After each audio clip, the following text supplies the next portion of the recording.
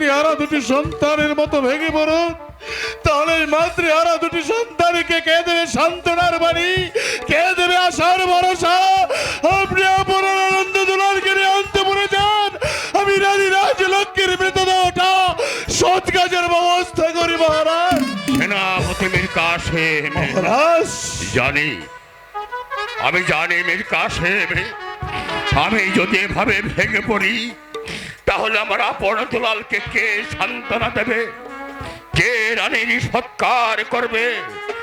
কিন্তু আমার এই মনটাকে আমি যে প্রবোধ দিতে পারছি না মীর মহারাজ, কাসেম। এই তো বিধির বিধান, এই পৃথিবীতে কেউ চিরকাল বেঁচে থাকবে না মহারাজ। এই সুন্দর দরদাম ছেড়ে একদিন না একদিন সবাইকে তো চলে যেতে হবে, তাই তো বিধির বিধান মোতাবেক আপনি আপনার আনন্দ দুলালকে নিয়ে অন্তপুরে যান, আমি রানী রাজলক্ষ্মীর মৃতদেহটা সৎ কাজের ব্যবস্থা করি। মীর কাসেম, সবই জানি মীর কাসেম, সবই জানি, কিন্তু কি করব আমি ভাবতে পারছি না মীর কাসেম। এই রানী রাজলক্ষ্মী একদিন তোমাকে রাস্তা থেকে কুড়িয়ে এনে ভাই বলে আলিঙ্গন করেছে, শুধু তাই নয় আমার দরবারে তোমাকে সেনাপতির পদে প্রতিষ্ঠা করেছে, তাই তুমি বিধর্মী মুসলমান হলে রানী রাজলক্ষ্মীর সৎকারের ভার আমি তোমার হাতে অর্পণ করে গেলাম। আয় ওরে বাবা, বাবা আয় দুলাল, আব্বা হুজুরের কাছে যা, আমার কাছে আয় বাবা। তাকে ছেড়ে কোথাও যাব না। মা, মা, মা, বাবা। ওরে আপন দুলাল, মা, তুমি ওঠো, মা। ওরে আপনে, ওরে দুলালে, আয় বাবা, আমার কাছে আয় বাবা, আমার কাছে আয়। তোদের মার কোনদিন না আর কথা বলবে না, তোদের লেখাপড়া করতে হবে। আমার সঙ্গে চলে আয় বাবা, আমার সঙ্গে চলে আয়। মা, মা।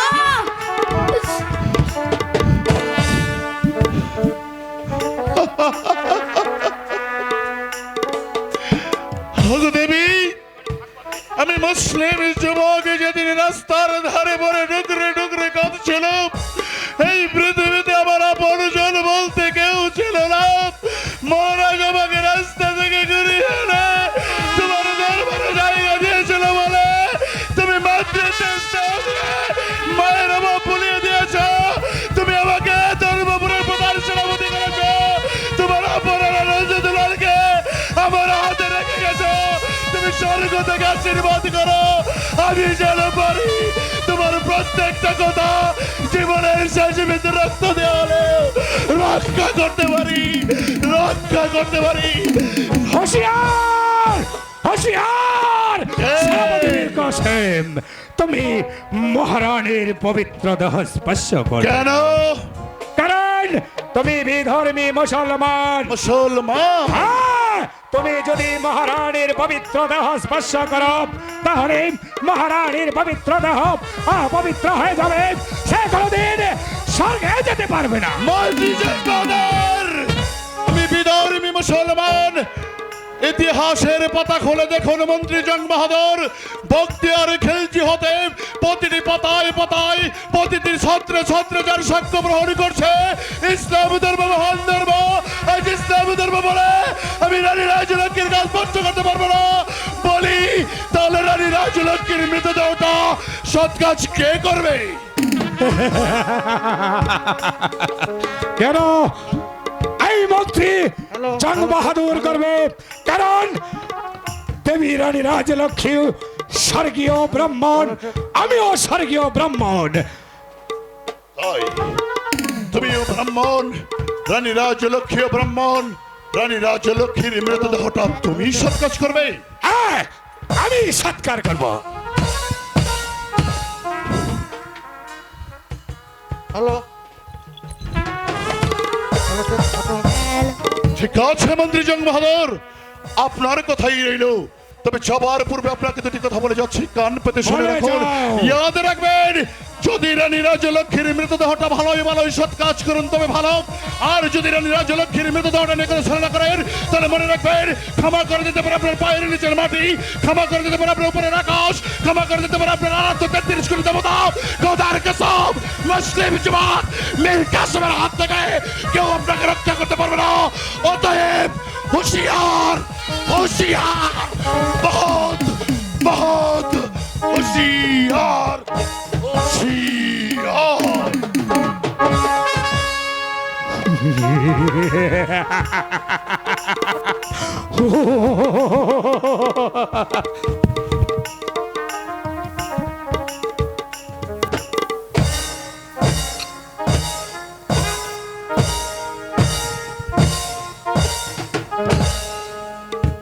আকাশ বাতাস আমাকে ক্ষমা করতে পারে, 33 কোটি দেব দেবতা আমাকে ক্ষমা করতে পারে, স্বয়ং মহারাজ আমাকে ক্ষমা করতে পারে, বিধর্মী যুবক সেনাপতির হাতিয়ার আমাকে ক্ষমা করবে না।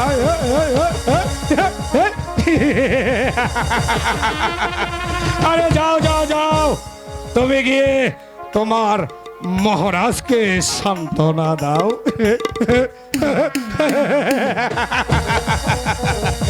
আমি মন্ত্রী জং বাহাদুর,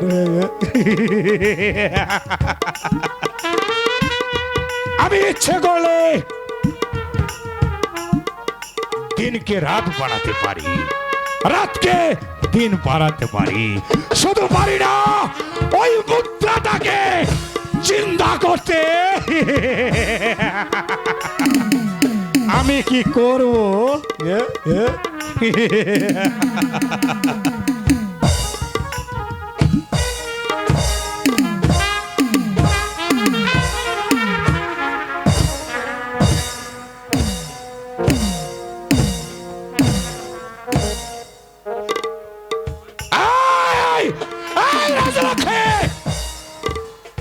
আমিও তো তোমার এই প্রাসাদের মধ্যে ছিলাম, আমি তোমার সহজাতি ছিলাম, আমি তোমার সহজাতি থাকা সত্ত্বেও তুমি তোমার দুটি সন্তান আপনার দুলালকে সবে দিয়ে গেছ একটা বিধর্মী যুবক সেনাপতি মীর কাসেমের কাছে। এই, এই!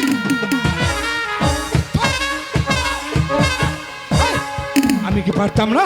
এই, আমি কি পারতাম না তোমার দুটি সন্তান হতে? একটি সন্তান আমার সন্তান হিসাবে মানুষ করতে আমার ইচ্ছে করছে।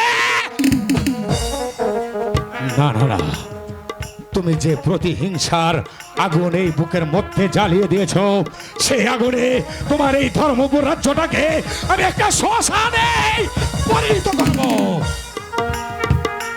আমি তোমাকে নিয়ে এমন একটা নাটক সাজাবো, সেই নাটকে রাজা ধনপতি রায় তোমার স্নেহের আপনার দুলহল এই ধর্মপুর মাটির সাথে রানী রাজলক্ষ্মী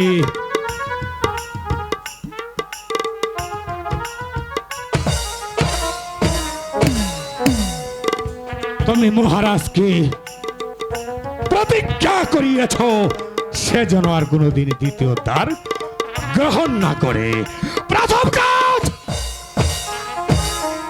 আমার রাজা ধনপতি রায়কে দ্বিতীয় দ্বার গ্রহণ করানো, তারপর গড়ে ছুটে আসবে সৎ মায়। সৎ মায়ের চক্রান্তে তোমার ওই স্নেহের আপনার দুলাল এই ধর্মপুর মাটির সাথে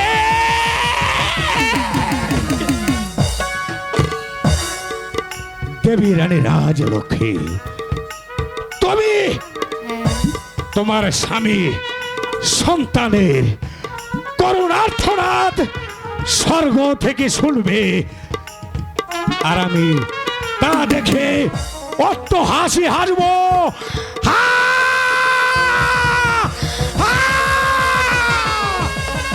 এই রানী রাজলক্ষ্মী, তুমি কি মনে করেছ তোমার দেহটার সৎকার আমি করবো?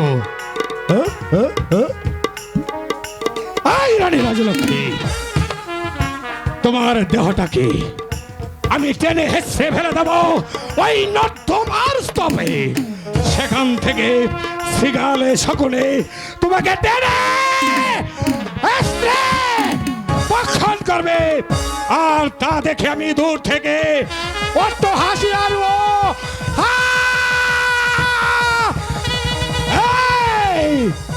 এই দেবী রানী রাজলক্ষ্মী,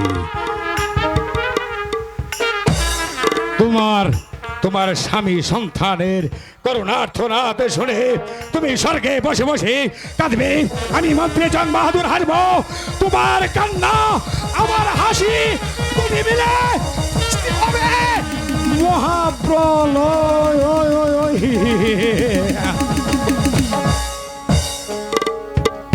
এবার চলো দেবী রানী রাজলক্ষ্মী, তোমাকে আমি সৎকার সৎকার সৎকার করে গিয়ে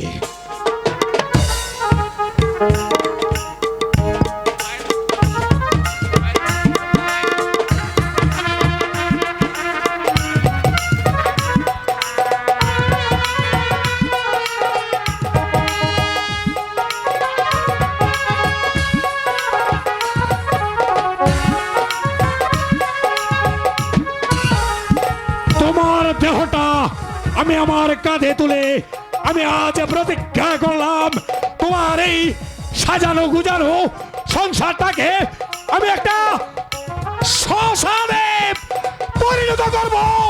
তুমি আমার নাম মন্ত্রী জং বাহাদুর।